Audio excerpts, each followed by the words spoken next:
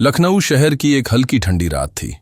सड़कों पर ट्रैफिक कम हो चला था, लेकिन पुलिस पेट्रोलिंग गाड़ियों की आवाजें अब भी सुनाई दे रही थीं। एक पुराने पुलिस स्टेशन के ठीक सामने फुटपाथ पर एक दुबला पतला बुजुर्ग आदमी चादर ओढ़े लेटा था। उसके पास न बिस्तर था, न कोई सामान, बस एक झोला, एक पुराना मोबाइल और एक जोड़ी फटी हुई चप्पलें। नाम था शिवशंकर चौधरी। उम्र लगभग 75 साल। झुर्रियों से भरा चेहरा, लेकिन आंखों में आज भी वही तेज जो किसी जमाने में पूरे महकमे को सीधा कर दिया करता था। लेकिन आज वह चुप था, थका हुआ, शायद बीमार या शायद कुछ सोच रहा था। थोड़ी देर में एक पुलिस जीप वहां से गुजरी। उसमें से एक हेड कांस्टेबल उतरा। नाम था मनोज तिवारी। वो बोला, ओए उठो बाबा, ये होटल नहीं है, समझे? चल चल, कहीं और जाकर सो। शिवशंकर ने धीरे से चादर हटाई, आंखें खोलीं और बैठ गए।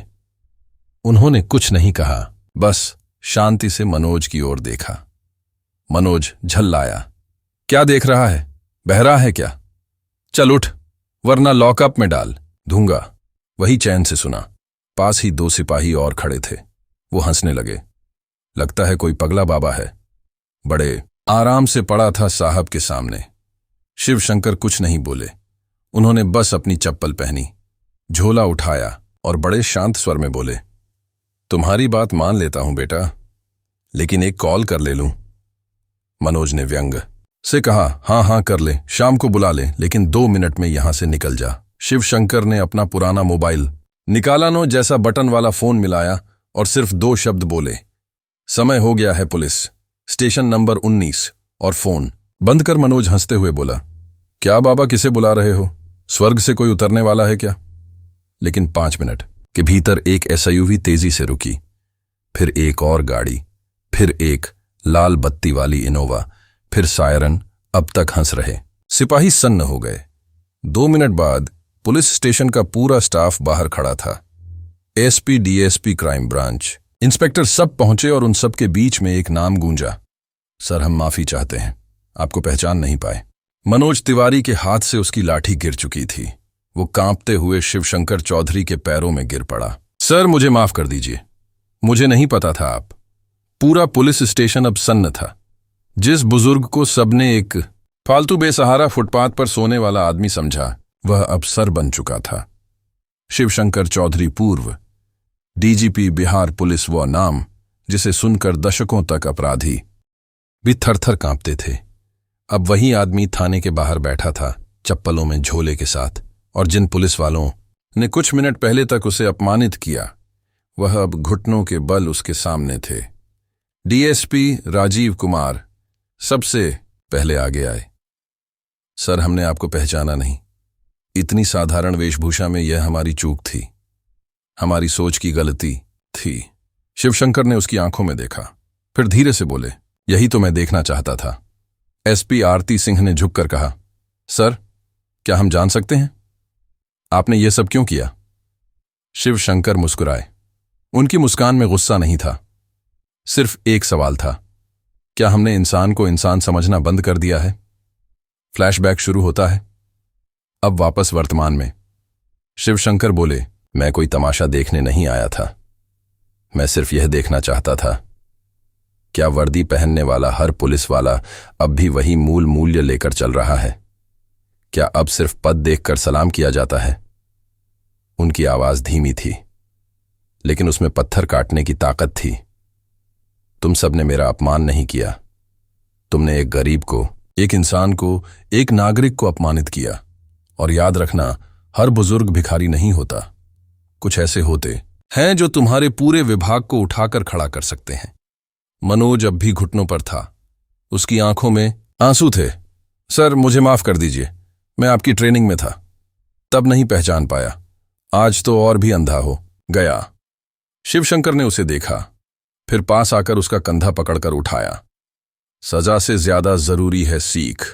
अगर तुम आज बदल जाओ तो यह मेरा सबसे बड़ा सम्मान होगा। एसपी आरती ने कहा, सर हम चाहते हैं कि आप विभाग के हर थाने में जाकर अपनी बात रखें, ताकि यह गलती कोई और ना दोहराए। शिवशंकर मुस्कुराए, मैं फिर आऊंगा, लेकिन बिना बताकर, क्योंकि असली परीक्षा तब होती है जब तुम जानते नहीं कि कौन देख रहा है। शिवशंकर चौधरी के शब्द सिर्फ थाने की 4 दीवारों में नहीं गूंजे, वह पुलिस वालों के मन में उतर चुके थे। एसपी आरती, डीएसपी राजीव और थाने के बाकी स्टाफ अब तक सिर्फ नियम, रैंक और सैल्यूट में बंधे हुए थे, लेकिन आज उन्होंने इंसानियत को सिखाने वाले असली अफसर को देखा था, जो बिना वर्दी के भी सबको झुका गया। अगली सुबह पुलिस स्टेशन के बाहर एक छोटा बोर्ड लगाया गया, मानव गरिमा दिवस, हर महीने की पहली तारीख को। इस दिन हर पुलिसकर्मी को बिना नाम, पद और रैंक देखे आने वाले हर व्यक्ति से सम्मान और संवेदना से पेश आना अनिवार्य था। और इस बदलाव की प्रेरणा बनी एक तस्वीर, जिसमें शिवशंकर चौधरी फुटपाथ पर चादर ओढ़े सोए थे और नीचे लिखा था, असली ताकत कभी शोर नहीं मचाती। एक हफ्ते बाद पटना के पुलिस ट्रेनिंग अकादमी में एक विशेष सेशन हुआ। सैकड़ों नए ट्रेनी पुलिसकर्मी बैठे थे और मंच पर खड़े थे वही बुजुर्ग जो अब भी अपने पुराने पायजामे कुर्ते में थे। शिवशंकर ने मंच से कहा, वर्दी इज्जत दिला सकती है, लेकिन इज्जत को बनाए रखने के लिए इंसानियत चाहिए। अगर तुम्हारा सलाम सिर्फ ऊंची पोस्ट देखकर होता है, तो याद रखो तुम सिर्फ वर्दी पहनने वाले बनोगे, अफसर कभी नहीं। पूरे हॉल में सन्नाटा था, हर आंख सोच में डूबी थी। पुलिस स्टेशन की दीवार पर एक और बोर्ड टंगा गया, हर वह व्यक्ति जो दरवाजा खटखटाए उसे भिखारी नहीं नागरिक समझा जाए। डीएसपी राजीव, जिसने पहले ही इस बदलाव को अपनाया, अब हर नई रपट से पहले एक सवाल पूछता था, क्या हमने उसकी आवाज को सुना? एक ठंडी सुबह फिर वैसा ही दृश्य सामने आया। एक बुजुर्ग अस्पताल के बाहर फटे कपड़ों में बैठा था। भीड़ हंस रही थी, कुछ लोग मोबाइल निकालकर वीडियो बना रहे थे।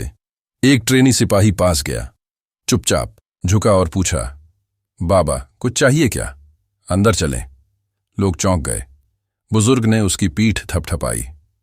अब उम्मीद जिंदा है बेटा, उम्मीद जिंदा है। कभी किसी की हालत देखकर उसे छोटा मत समझो, क्योंकि कभी कभी सबसे बड़ा आदमी सबसे सादगी भरे कपड़ों में आता है।